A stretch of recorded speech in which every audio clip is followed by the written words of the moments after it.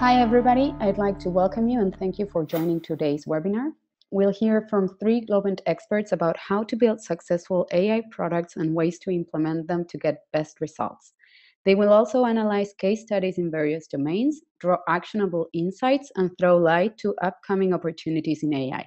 If you have any questions, we'll have a space for Q&A at the end of the presentations. You can submit your questions at any time through the Q&A tab. Let me now transfer the microphone to Javier Minhondo, VP of Technology for the AI Studio at Globant. He will be hosting this webinar along with 2 of our subject matter experts, Bedacarratz and Haldo Sponton. Javier, all yours. Okay, thanks, Carolina. Everyone, we're pleased to be hosting this type of event. So we hope to have a good time, share some thoughts around such a hot topic, which is AI. So let's dive in. Let's start. So what can you expect from this presentation about today? First, I'm going to present myself and why it matters. Then we will try to get some terms right. Since there is a lot of buzzword around, it's always to have a good and clear understanding of what we're talking about. Then once we get the terms right, we will make a clear case why this time around AI has a real chance of becoming a mainstream if it has not already become so. Then we will briefly talk about the things we can do with the current state of the art. And last, some closing thoughts and some open questions that are aimed to trigger a kind of itch in the back of your necks. So let's talk about me. Well, I hold a computer science degree, an executive MBA. I'm an enthusiast, passionate learner. I'm always looking for new and exciting things to learn. And some time ago, I crossed paths with AI, more precisely with data science, and it simply blew my mind. Since then, I've just been trying to keep up and that willing to strive and understand and get a grasp of what can be leveraged and done with AI has brought me here and encouraged me to host this talk. So I hope not to bore you to death. So you might be wondering why listen to me. Well, at Globant, we have an amazing team. I have my career around Globant. I have been a technical leader. I have been a technical director, and now I'm the VP of technology of the AI studio. And what I can say is that we have an amazing team with very savvy and knowledgeable people. In fact, you will hear from 2 subject matter experts next. So for me, in the role of kind of a manager, it's very important to understand the width and breadth of AI capabilities, understand how a project is executed, and how and which tools are there to do the job. And I've been around data for quite some time, never a data scientist, but yes, around data itself. So you can start from scratch and aim at having a data-driven mindset, and it's something that is totally doable. So artificial intelligence has always been in the minds and hearts of techies, novelists, movie makers, and probably you if you're here in this webinar. More often than not, AI was heavily related to monstrous creations of petty human beings trying to play God. You can remember Frankenstein, you can remember a robot, Terminator, or this little toy that I love, The Simpsons Funzo. What happened to those creations? They just came back to haunt and bite those human creators right in the back. So it's not a surprise that still today, some people are still stuck with a pessimist, fatalist, and conceptual vision of AR. And today we are here. In my case, and of course you're going to see some interesting success cases next, to take a bunch of steps closer to reality, to the current state of the art of AI, and what the great things can be accomplished by leveraging its capabilities. So uh, this is what I love calling the mystifying, right? There is a whole mist around AI. There's a lot of hype, of course, but there is a lot of mist around it too.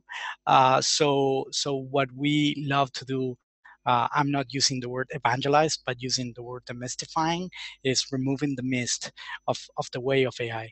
So one of the very first things that we need to do is get the terms right. Let's say AI is a broad idea that machines can be built with an intelligence equal or greater than that of a human being.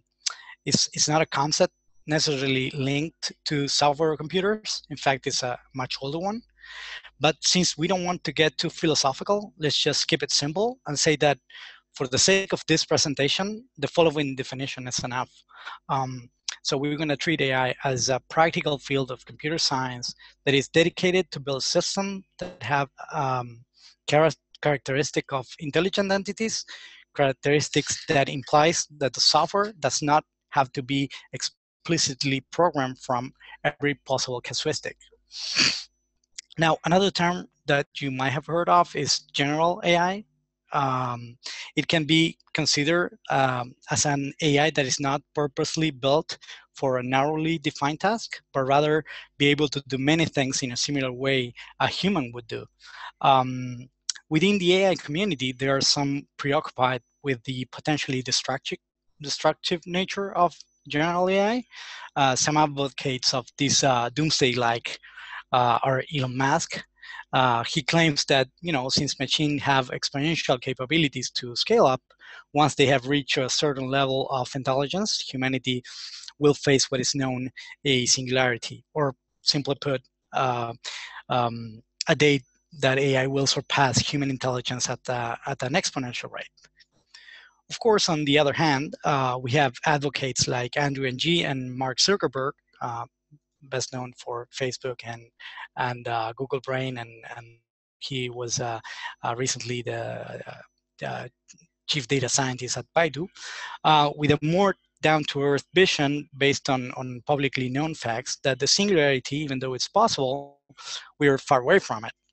The facts are that in terms of advancements in AI, practical applications are not general, but rather specific for a certain task.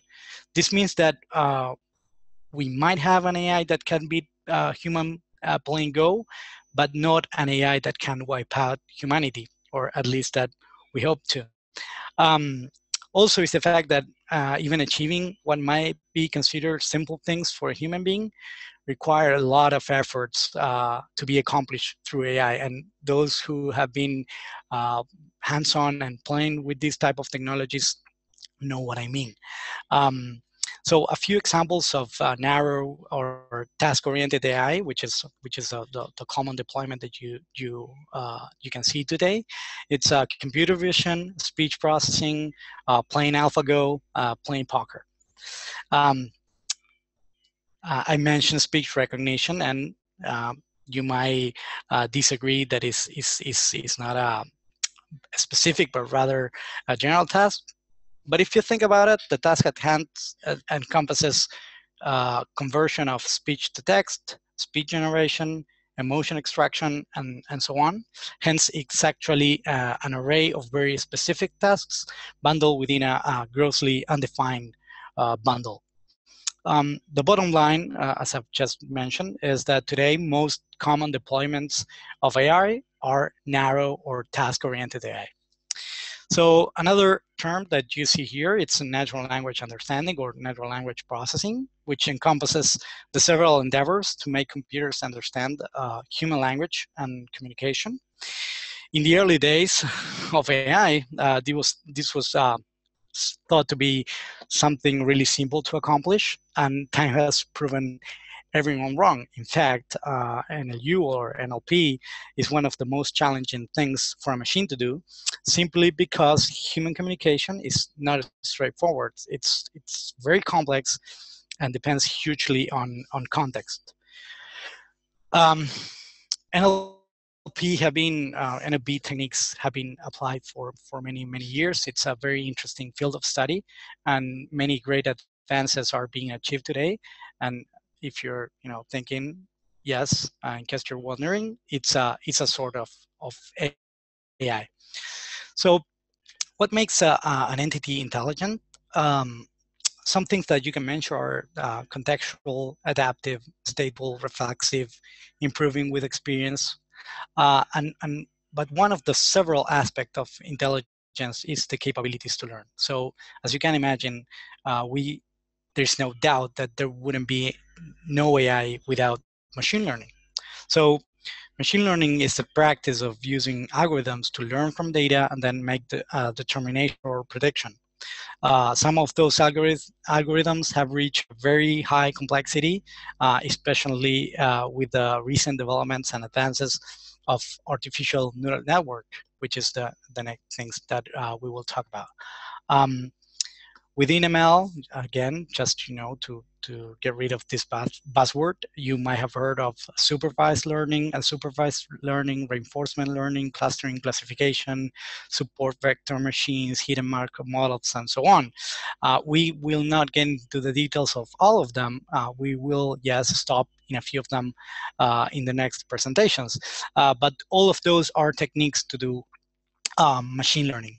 And as I said, in the recent years, thanks to many factors, neural networks became a viable approach to solve machine problems.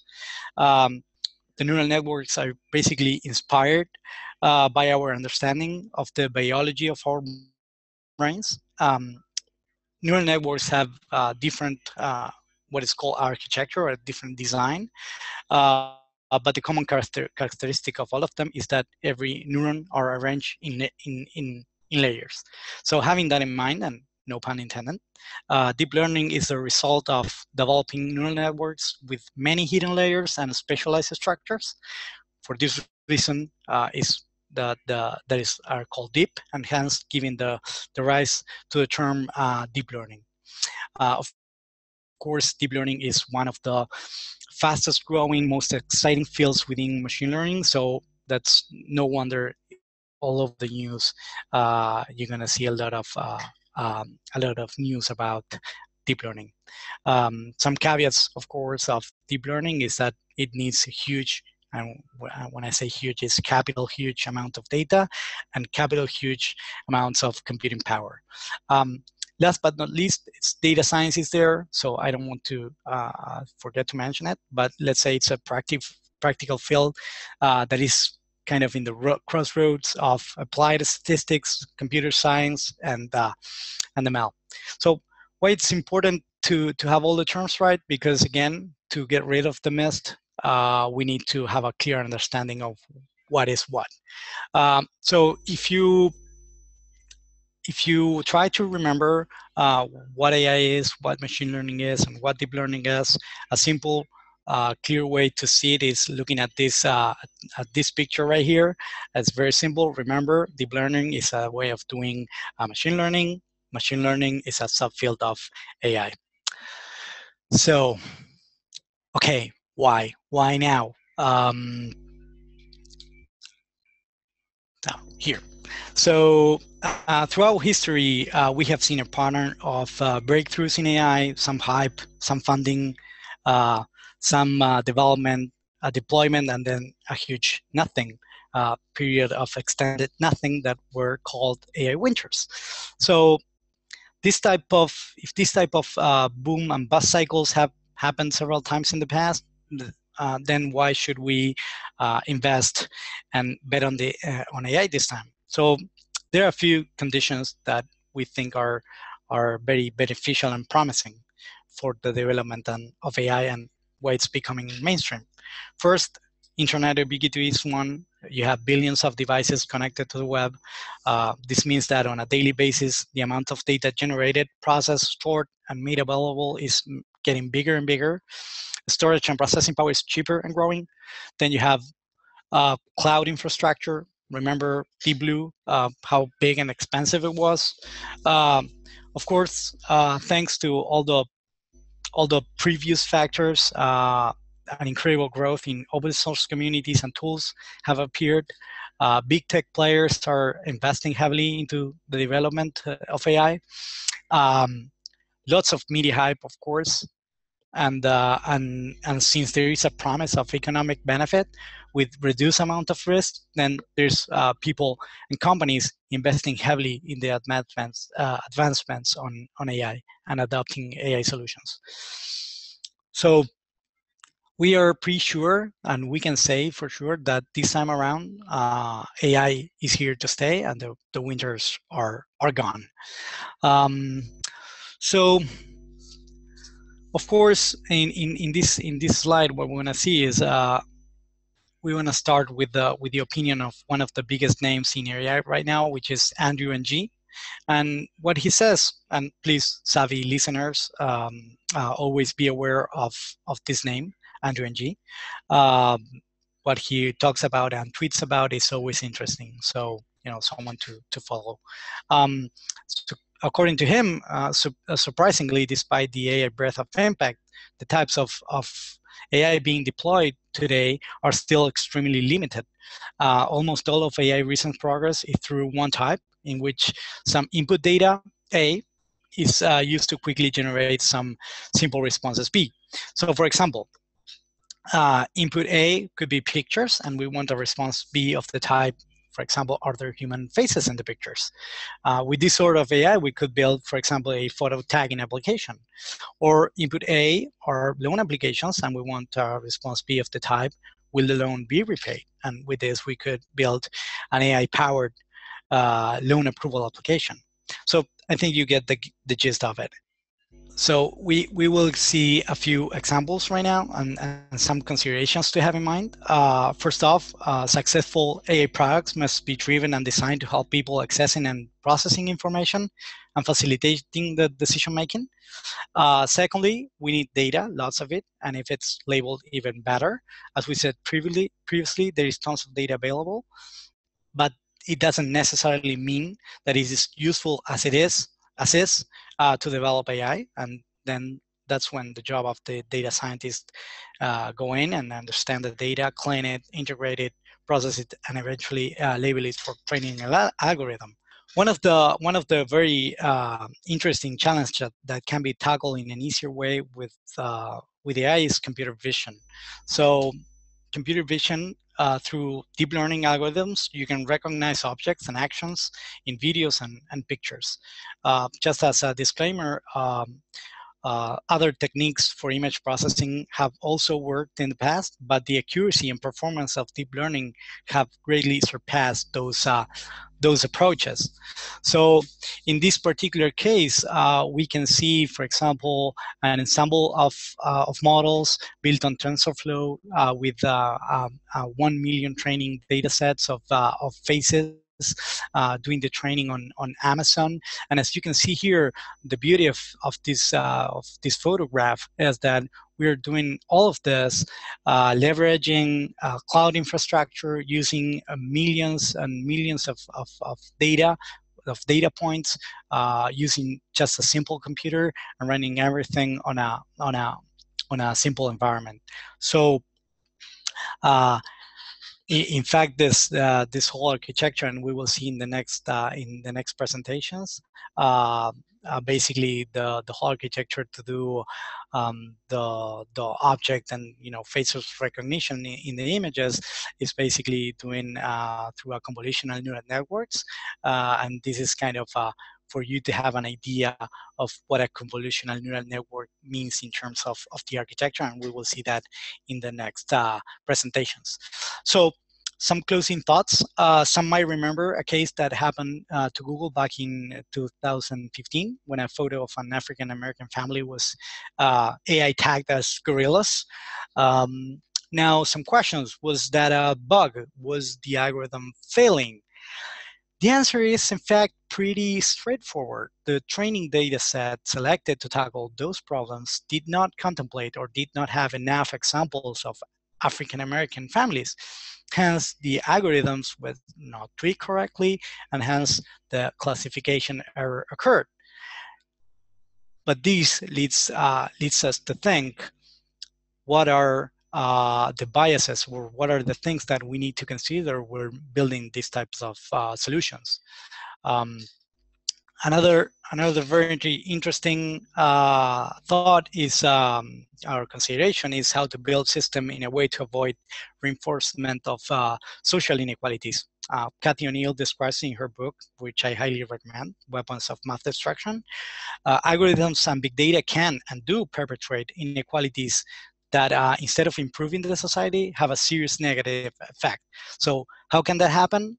When the models use opaque, not transparent, unregulated, and without the proper feedback mechanism, with a massive scale, can generate and reinforce ecosystem of inequalities. So some of the things that are happening around the world and discussions that are happening is it time to create a CERN-like institute for AI that governs and gives fair access to AI research? Those are things that need to be discussed in the future. Thanks for joining.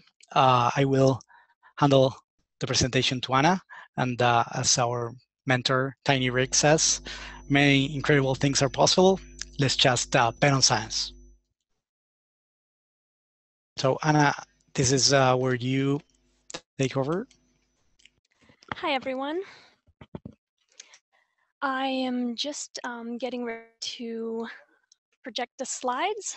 Please excuse a brief delay. So you should all be able to see those slides now. Let me know if that is not the case. So my name is Anna Bedacarratz. I am a data scientist in the Artificial Intelligence Studio here at Globant. I recently started, and before my job as a data scientist, I was a regular scientist. Specifically, I was studying social and affective psychology, or social and affective neuroscience. I got my PhD in 2016 at the University of Denver. And before that, I got a master's at Dartmouth College, both of them in the US. Even before that, I got a bachelor's in cognitive psychology from a university in Germany. It's called Jacobs University. So I'm going to talk to you about cognitive neuroscience and the social brain.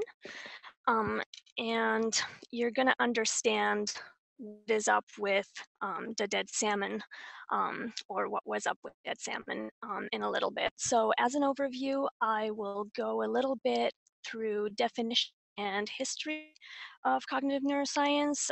Then we'll talk a little bit about modern cognitive neuroscience approaches and what are called the two scientific cultures. And then I will go in a little bit into some research that I did, just as an example, depending on how much time we have.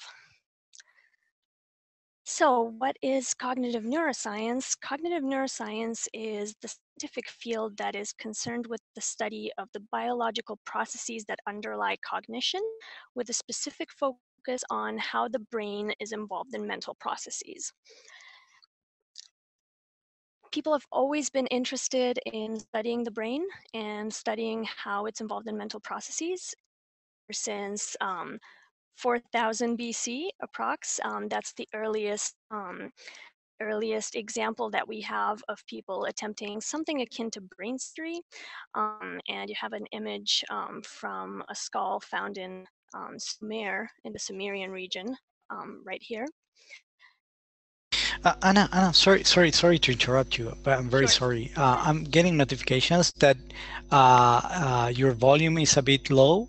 So if you can speak louder and closer to the mic, it would be appreciated. Thank you. I'm gonna try to be louder. I'm not sure what I can do about overall volume. Thanks. I think that's better. Is that working? So, sorry. Just testing very quickly sound settings. Yeah, I think it's better, Anna. Going well? Okay. Yeah, much better. So, through these images and through these examples, on the right we have an example of the same kind of early brain surgery from South America. So it really was a thing. And right in the middle, there's an example from a papyrus that was found in Egypt that actually describes some of these brain interventions and describe brain in some capacity. So the earliest mention of cerebrospinal fluid is from this document. So ancient people have always been interested in the brain, and typically to get to study the brain, they would need to crack open the skull. But that's not what we do in modern times, fortunately.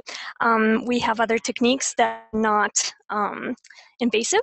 One of these techniques is electroencephalography, or EEG. This is used to measure electrical potentials on the skull as they are emitted by typically neurons on the surface of the brain.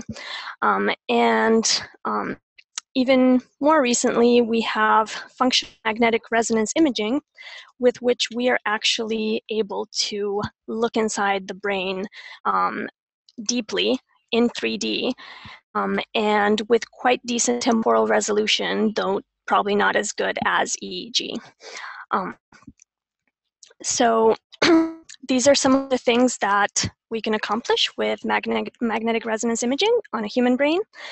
We can look at the behavior of millions of neurons, groups of neurons, networks of neurons, and because there are so many data points that you have from a typical imaging session, and because this is all in 3D and imaged every half a second or so, this is big data. So it's exciting. We're moving into the realm of what you are here to hear about. So this being big data, is quite new to psychology and to neuroscience. Social cognitive neuroscience has probably benefited the most from big data technologies and machine learning techniques to basically make order from all of that chaos of brain events that are being recorded with fMRI.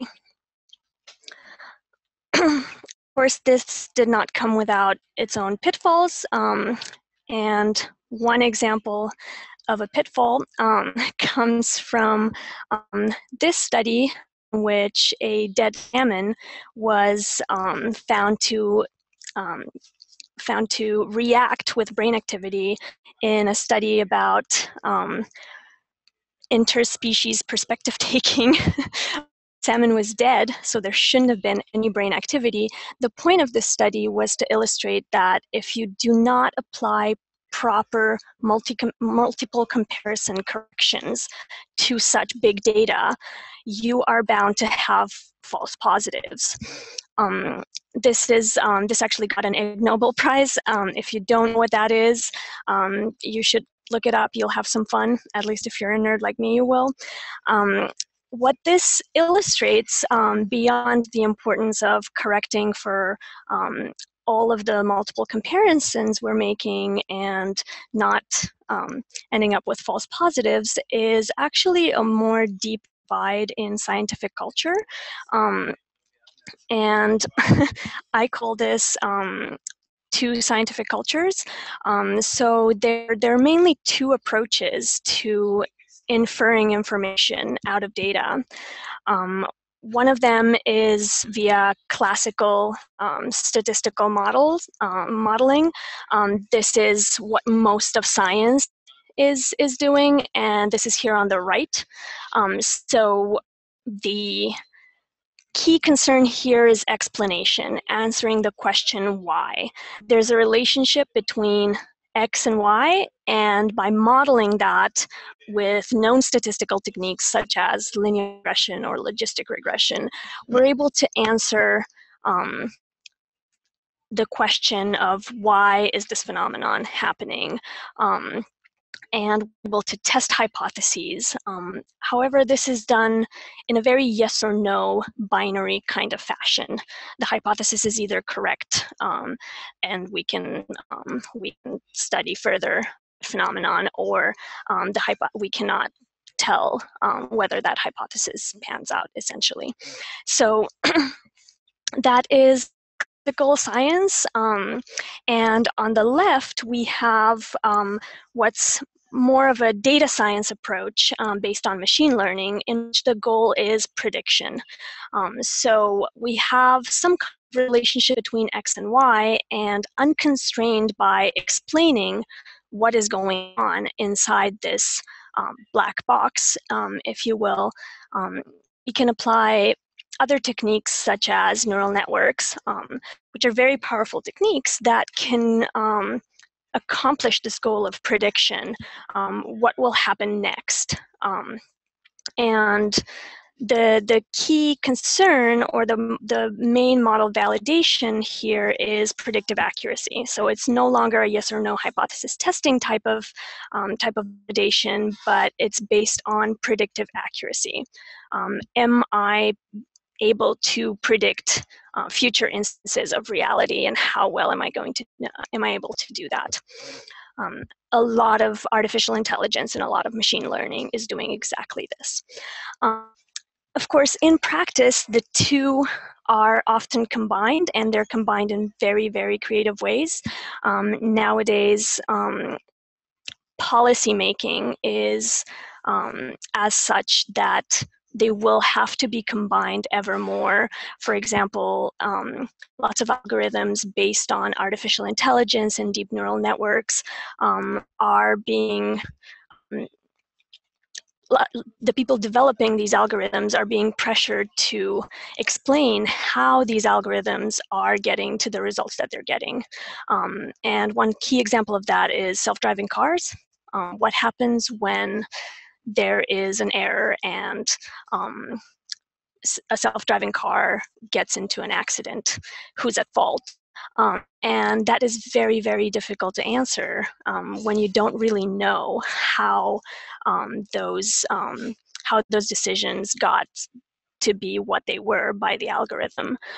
So a lot of times there's a need to predict how an algorithm will behave and why it behaves in certain ways under certain conditions, and that's where the combination of these two approaches is best employed. So we've gone through the first part, and I think we're about 10 minutes through, right? I can talk a little bit about some of my research before Globant, and we'll see where we get in terms of time. So my research before Globant started from this idea of primate brain evolution and how it's connected to brain size in humans. And in the course of evolution, brain size in primates has increased quite a lot.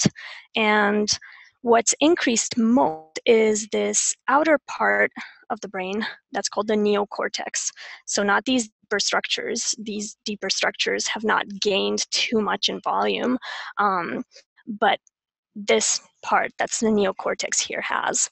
And a very interesting observation is that not only this happens, but it tracks with the typical number of individuals in the social network of these primates and humans.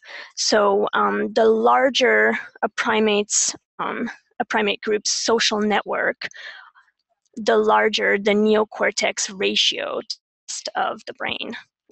And you can see here that in monkeys, there is a relationship. And there is an even steeper relationship in great apes, which is what humans are.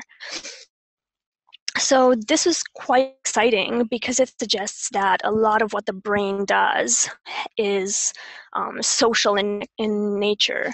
And we already knew this, but it suggests perhaps a more interesting thing, that by turning certain cognitive tasks into social computations, we might be able to get more efficiency out of the brain. One such example is a social advantage for a cognitive task. This was identified by Cosmides and Tooby already in the 1990s, and it's a very simple game. Basically, if you have two different people and you ask them, okay, if a card from these here on the left shows an even number, then its face is red. Which cards would you have to turn to make sure that that statement here is correct? And the answer is, the correct logical answer is that you would have to turn the card with the E number, which is the 8, and make sure that its face is red. And you should turn the card with the orange face and make sure that it does not have an number on the other side. Turns out this is not very easy for people to do, and they make a lot of mistakes on it depending on how much time you give them. Now, if you flip this around and turn it into a social computation and have a second person imagine that they need to test this other statement instead, that if a person's drinking alcohol, then he or she is over 21.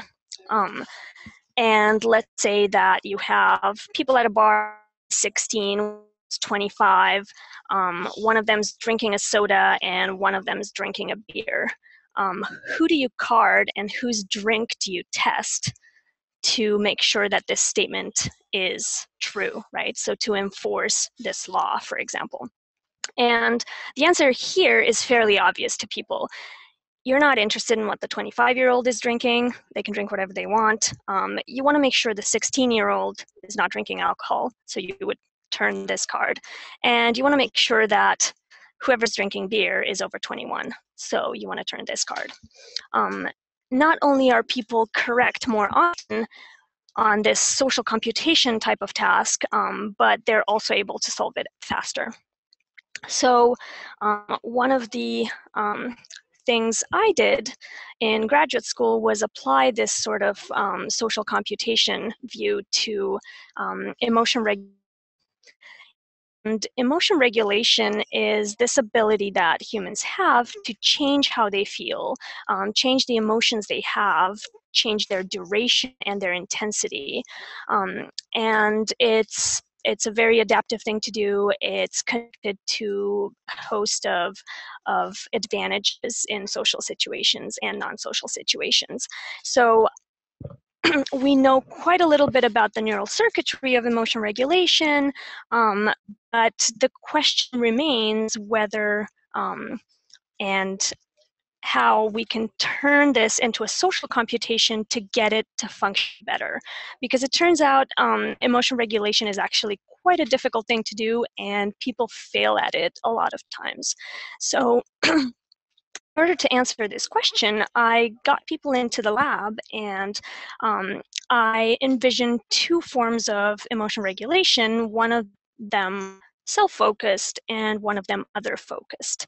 So emotion regulation is essentially based on reinterpretation of a stimulus or a circumstance or an event in such a way that changing that reinterpretation changes the emotion. So what are examples of what I would tell my participants in each of the two conditions. So I could tell them to tell themselves a story about what is going on so that they themselves feel better, or to tell their friend a story about what is going on so that the friend feels better. And after that, I would ask them how they felt, the participant felt.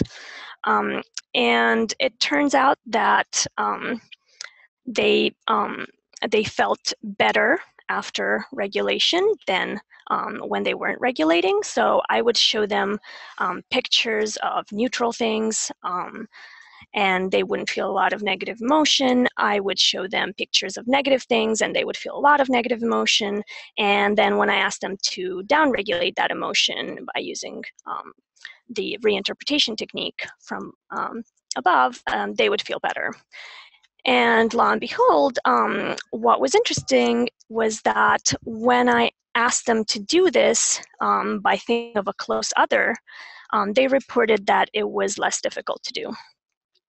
And they reported this subjectively, as in how difficult was this? This was less difficult.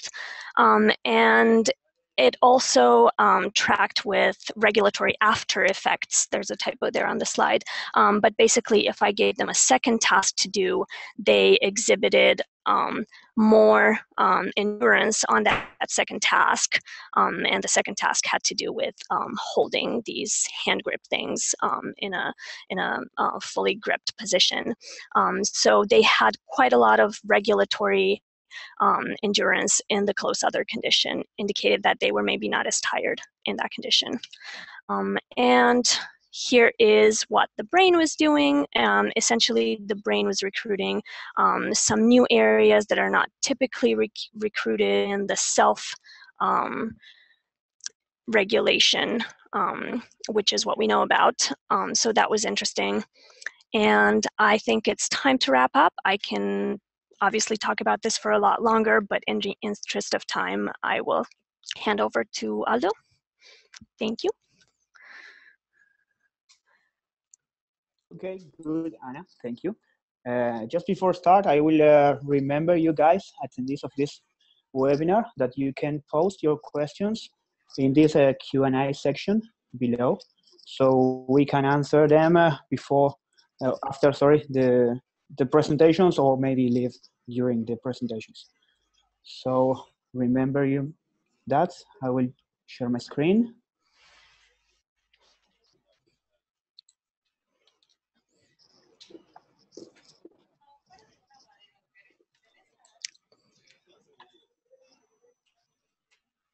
If you are seeing my screen, you should be seeing the title slide. I'm going to present myself. I don't have a about myself slide as Javi and Anna, but I will shortly present myself. My name is Haldo Sponton. I have a degree in engineering, in telecommunication engineering. After that, I made a master in applied mathematics, focused on signal processing, image and audio, and machine learning. And then I did an executive MBA. That's a brief of my history. Today, I will be talking about audio and video and how we can deal with this kind of signals, with this kind of material in terms of machine learning. So the idea is to leverage machine learning and deep learning to learn from audio and video and create data products based on them. So one of the main objectives today is to clear out the vision on how companies can leverage AI and fit it into their business model. I don't want to do just a technical review, but a business review. So AI capabilities have advanced exponentially in recent years. And when we focus particularly on signal processing, such as audio, images, or video, there's a lot of development and applications that a few years ago were almost unthinkable, now bordering on, I don't know, fantasy, that they are continually emerging. But the same hype that encourages, promotes, and drives these kinds of developments is creating like a blurred vision of the applications of these innovations in the industry. So at this point, I think we should do a pause and analyze these innovations, not only from the technical perspective, but from the business perspective, as I mentioned, looking for the best way to create user experience and improve businesses models leveraged in artificial intelligence applications. So based on my personal experience, I'm going to focus on these things related to audio, images, and video. So I think most of you, or some of you, know this guy. Javier mentioned him. I think every single presentation about machine learning should start with a picture of this guy. His name is Andrew Ng, or Ng, I don't know how to pronounce it. He's a teacher at Stanford University. He had a lot of background in the artificial intelligence and machine learning things, and he's one of the main exponents of the development of machine learning and artificial intelligence. So I like to quote this phrase for him, said, AI is the new electricity. Why does he mention this? Well, He compares the impact that artificial intelligence is having in this time with the impact that electricity had in the end of 29th century and the beginning of the 20th century. Back in those days, electricity was like the key factor in the development of a huge list of industries, becoming like the backbone of the modern industrial society. Nowadays, artificial intelligence is having a similar effect, impacting a bunch of industrial verticals. So the impact of this technology is expected to be similar to that of electricity in that time. And that's why I want to mention this phrase from him. Just a little bit about concepts. I will mention these concepts, artificial intelligence, machine learning, deep learning during this talk, and I don't want them to be confused between each other. So let's start from the bigger, broader concept. The artificial concept is a broad idea. It's the idea that machines can be built with an intelligence equal or greater to that of a human. And that it's not a concept necessarily linked with software or computers. In fact, it is a much older concept. These machines can be built with using different techniques, and one of those techniques take us to the next circle, the machine learning circle. Machine learning is the practice of using algorithms to learn from data and then make a determination, a decision, a prediction, or something. I will talk about a little bit more about machine learning in the next slide. Some of those algorithms have reached a very, very high complexity, essentially with the introduction of artificial neural networks. Neural networks are inspired by our understanding of the biology and of our brains and all those interconnection between neurons. I will talk about this a little bit more. So in recent years, thanks to many factors, this neural network began to have more and more layers, like deep layers, so they become deep, and I'm quoting with my fingers, giving rise to the term deep learning. So deep learning has enabled many practical applications of machine learning, and by extension in the overall field of AI. So we will see some of these examples in the world of audio and image processing, and that's the idea behind this.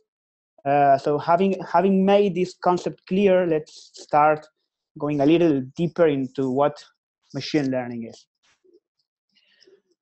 So what is machine learning? I like to use this definition. It's while there are more current definitions. This one is by Arthur Samuel in 1959, which says that machine learning is the subfield of computer science that gives computer the ability to learn without being explicitly programmed. Sorry about that. The interesting part of this definition is the concept of without being explicitly programmed. That's the main difference with other types of computational algorithms. So essentially, a machine learning algorithm learns how to make decisions from the data, decisions that were not previously made explicit. Correct? So a little bit about supervised learning versus unsupervised learning. You will hear about this a lot, these two families of algorithms.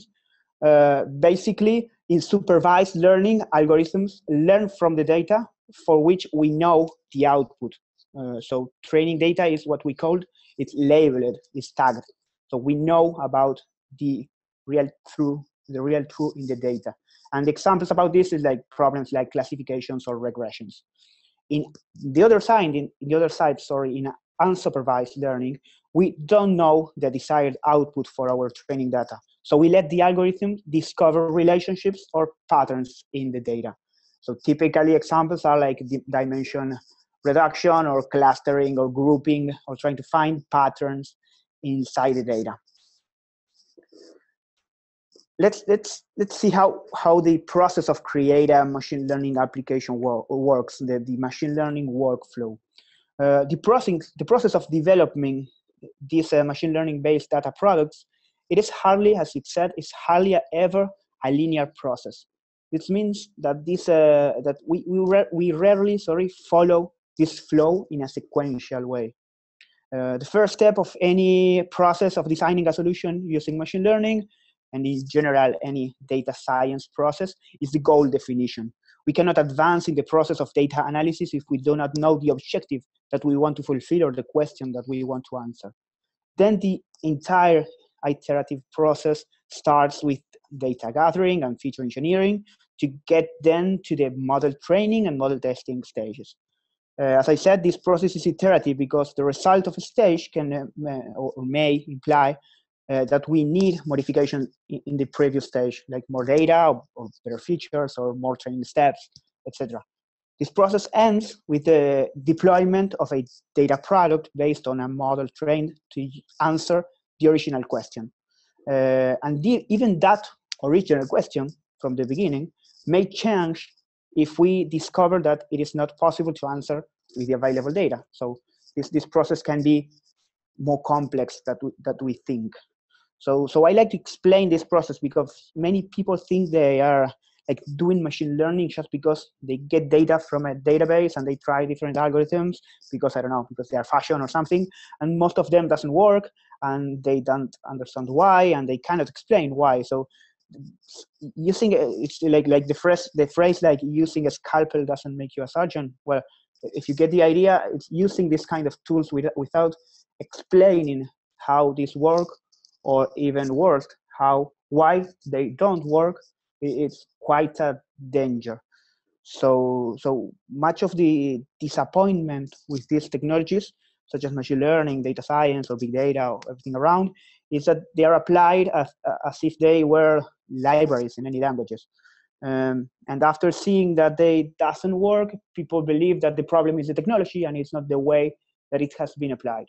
So this process is not easy and it's not that linear, and we need to be aware of that. And what is deep learning? Let's go a little bit deeper into this.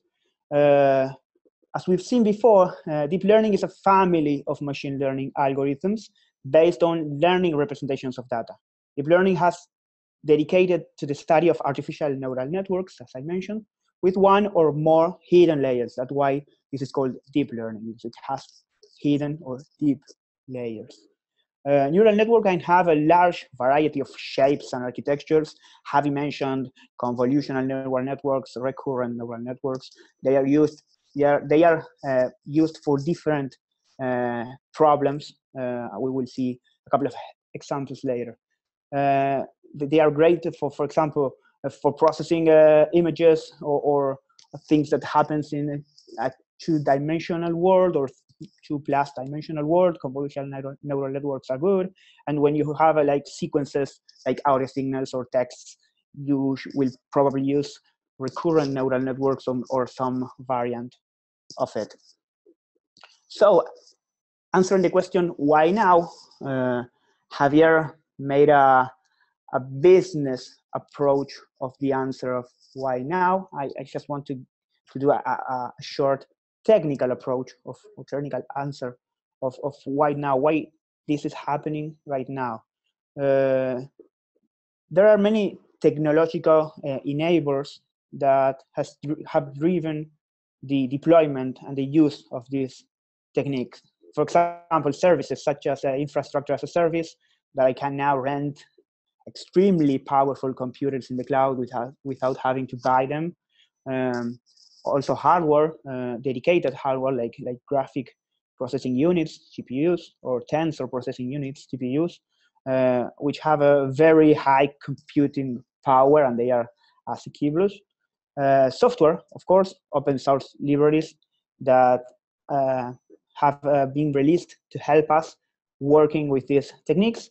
And of course, data. Humanity is generating more data than before and than yesterday. And the day after that, we will generate more data, and data is growing exponentially. So deep learning is triggering quantum leaps in the quality of a lot of technologies. And we will see the applications in audio and image analysis. So let's see some examples like the fun part of this presentation. Speech recognition. So voice or speech recognition has had an important quality leap in the last 2 years. In fact, now it does actually work.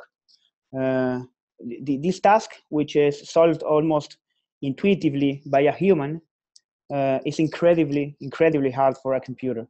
In fact, scientists thought that this kind of of tasks that are very easy for people were going to be easy for computers, and tasks like playing chess were going to be difficult for computers because they are difficult for humans, and it turns the opposite. This is quite a task for a computer. The most popular voice recognition systems are based on artificial neural networks now. They are trained with hundreds of thousands of hours of labeled speech data, so that today they are able to detect phonemes and words with an outstanding accuracy. In fact, recently we have some numbers that are really, really incredible. Typically, this voice recognition system operates in two stages. The first stage is designed in a way that the human ear and brain deal with voice when listening. Models are based on psychoacoustic properties of speech signals and the human hearing system. And recurrent neural networks learn how to determine which phoneme is sounding in a very short portion of audio. Then the second stage leads with signals of different lengths, because people speak slow. There's people that speak slow. There's people that speak a little bit faster. So based on linguistic models, they try to determine the words and phrases formed by a set of short sounds. The accuracy, as I said, of these algorithms is measured using this word error rate. Microsoft and Google have recently announced their error rates around 5%, like 4.9 for Google, 5.1 for Microsoft, while the human word error rate is considered to be around 5.5%, and that's a huge new in this world. So these kind of algorithms are now overperforming human in the task of understanding speech. And applications around this could be several, like dictation or transcription of audio, personal assistance, or even a chatbot using voice. And in this last application, like chatbot using voice recognition, we need, of course, to recognize the speech from the people who's talking to the machine, but we also need to generate speech from a text. So that takes us to the next problem, speech generation. The inverse problem of speech recognition is speech generation, and the animation shows how a WaveNet, this particular algorithm, is structured. It's a highly convolutional network. Is trained with real waveforms, real audio voices from human speakers. And after training, synthetic, realistic sounding voice can be generated sample by sample. I will, after the presentation, I don't have them ready yet, but after the presentation, we can start with the Q&A section, and I will show some examples. Let me search for them. So I will jump this. Okay, I will jump this slide, and we'll continue to the next one. So object recognition, this is another, sorry about this, I have to solve one technical problem.